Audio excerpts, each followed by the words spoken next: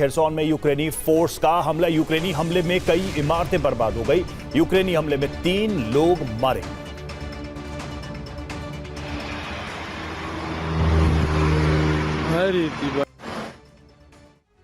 रूस यूक्रेन युद्ध ने दुनिया को कई खांचों में बांट दिया। नाटो के अंदर ही यूरोप के देश अलग अलग संगठन बना रहे हैं। रूस, चीन, ईरान अपने अपने खेमे तैयार कर रहे हैं। ग्लोबल साउथ अपने हित देख रहा है। दुनिया के शक्ति समीकरण बदल चुके हैं। ऐसे में अमेरिका अपने सबसे बड़े दुश्मन रूस और चीन को पूरी तरह से घेरना चाहता है। इस खेमे के खिलाफ ट्रंप ने दोहरी रणनीति अपनाई है। पहली ये कि यूक्रेन को लॉन्ग रेंज अटैक की क्षमता देना और दूसरी है इन देशों के बीच अपना सैन्य बेस स्थापित करना, जिसका लक्ष्य है अफगानिस्तान का बगराम बेस। लेकिन ट्रंप की यह नीति महासंग्राम का कारण बन सकती है। अमेरिका के राष्ट्रपति ने यूक्रेन में युद्ध विराम लागू कराने की लाख कोशिशें की,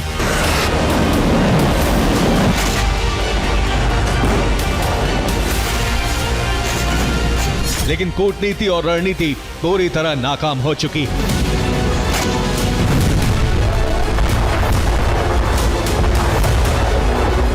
ट्रंप जिस युद्ध को अब तक बाइडेन का युद्ध बताते रहे, अब खुद इसमें शामिल होने जा रहे हैं।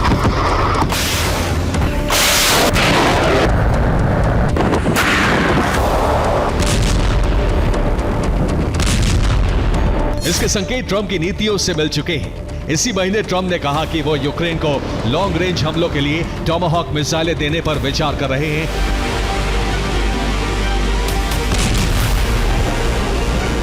और सितंबर में कहा कि एक बार फिर अमेरिकी सेना की मौजूदगी अफगानिस्तान में होगी।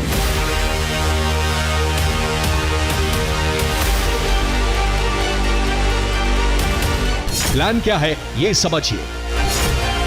ट्रंप यूक्रेन को टॉमाहॉक मिसाइलें देकर रूस पर बड़े हमले कराना चाहते हैं। इससे पुतिन पर दबाव बढ़ेगा और दूसरी ओर अफगानिस्तान में सैन्य तैनाती करके मध्य एशिया से पश्चिमी एशिया तक अमेरिका का सैन्य दबदबा बढ़ाना चाहते हैं। यूक्रेन ने कहा है कि जल्द ही अमेरिका से टॉमाहॉक मिसाइलें ट्रांसफर हो सकती हैं। यूक्रेन के सांसद येहोर चेरनेव ने कहा है कि ट्रंप कई महीने तक यूक्रेन को टॉमाहॉक मिसाइलों की सप्लाई जारी रख सकते हैं। पुतिन की प्रतिक्रिया देखने के बाद इन मिसाइलों के प्रयोग से धीरे धीरे प्रतिबंध हटाए जाते रहेंगे। यानी पुतिन अगर आक्रामक रुख अपनाए रखते हैं तो लॉन्ग रेंज हमलों की शुरुआत हो जाएगी। ट्रंप की रणनीति है कि रूस के कई अहम सैन्य बेस को टॉमाहॉक के खतरनाक दायरे में लाया जाए, जिससे पुतिन युद्ध विराम लागू करने को मजबूर हो जाए, या फिर उनका डिफेंस बजट अटैक के बजाय मिसाइलें गिराने में खर्च होता रहे। यूक्रेन को टॉमाहॉक मिसाइल मिलने का मतलब है रूस के करीब 2000 सैन्य बेस यूक्रेन के रेंज में आ जाएंगे।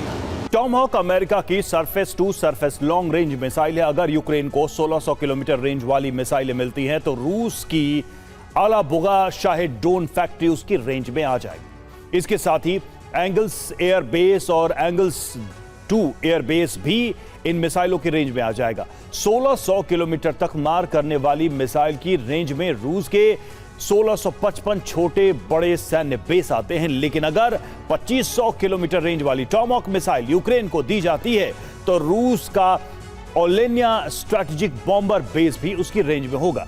यूक्रेन को यह मिसाइल मिली तो रूस के 1945 छोटे बड़े सैन्य बेस पर हमले करने की ताकत उसे मिल जाएगी।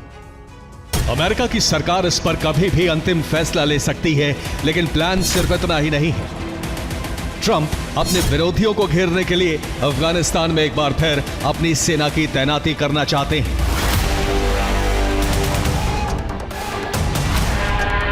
ट्रंप ने सितंबर में ही इसके संकेत दिए थे। बगराम एयरबेस अफगानिस्तान में अमेरिका का सबसे बड़ा सैन्य अड्डा था, लेकिन तालिबान के कब्जे के बाद इसे खाली कर दिया गया था। हालांकि तालिबान ने ट्रंप की मांग ठुकरा दी है और अब इसी मुद्दे पर कई देश अमेरिका के खिलाफ खड़े हो गए हैं। 7 अक्टूबर को मॉस्को फॉर्मेट कंसल्टेशन की बैठक में इसका ऐलान किया गया।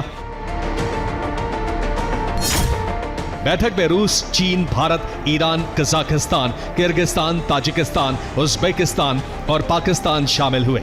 इन देशों ने कहा है कि अमेरिका के इस कदम से क्षेत्रीय शांति को खतरा हो, जबकि ट्रंप के लिए यह बेस बहुत अहम है।